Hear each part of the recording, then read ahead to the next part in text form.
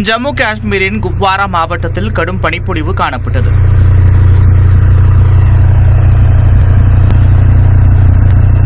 சாலையை மூடியபடி கிடந்த பனிக்கட்டிகள் இயந்திரங்கள் உதவியுடன் அகற்றப்பட்டன.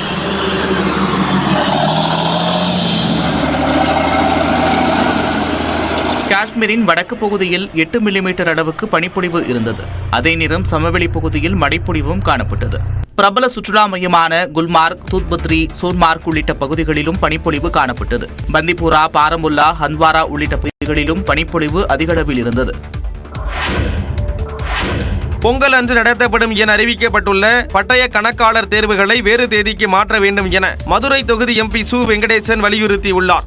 இது தொடர்பாக தனது எக்ஸ் பக்கத்தில் பதிவிட்டுள்ள அவர், தமிழ்நாட்டின் மக்கள் திருவிழாவான பொங்கல் அன்று வணிக சட்டங்கள் தேர்வும், உழவர் திருநாள் அன்று திறனாய்வு என்று கூறப்படும் குவான்டிடேட்டிவ் ஆப்டிடியூட் தேர்வும் நடத்தப்படும் என அறிவிக்கப்பட்டுள்ளதாக கூறியுள்ளார். இதற்கு கடும் எதிர்ப்பு தெரிவித்துள்ள எம்பி சு. வெங்கடேசன், எத்தனை முறை சொன்னாலும் மத்திய அரசு திருந்தப் போவதில்லை என்றும் அதற்காக நாம் ஓயப் போவதில்லை என்றும் கூறியுள்ளார். மேலும் அறுவடை திருநாளான பொங்கல் தமிழ்நாட்டின் தனித்துவமிக்க பண்பாட்டு திருவிழா என்றும் அதை அவமதிக்கும் செயலை மத்திய அரசு கைவிட வேண்டும் என்றும் அவர் கேட்டுக் கொண்டுள்ளார். சமஸ்கிருத பண்பாட்டை கவனத்தில் எடுத்துக் கொள்கிற அளவுக்கு சமஸ்கிருதம் அல்லாத பண்பாட்டை கவனத்தில் எடுத்துக் கொள்வதில்லை. குறிப்பாக தமிழ் பண்பாட்டை கவனத்தில் எடுத்துக் கொள்வதில்லை.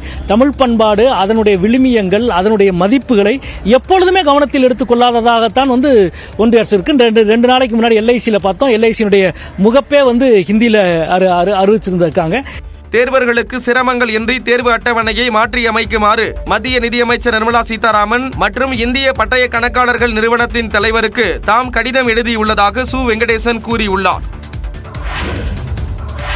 பட்டய கணக்கர் தேர்வு நடத்தப்படும் விவகாரத்தில் தமிழ் விரோதி பிரச்சாரம் செய்வதே சிலருக்கு பழக்கமாகிவிட்டது என்று மத்திய நிதியமைச்சர் நிர்மலா சீதாராமன் தனது எக்ஸ் பக்கத்தில் குற்றம் சாட்டியுள்ளார். பட்டய கணக்கர் அடிப்படை தேர்வுகள் ஜனவரி 12, 14, 16, 18 ஆகிய தேதிகளில் நடத்தப்படும் என்று ICAI அமைப்பு கூறியுள்ளது.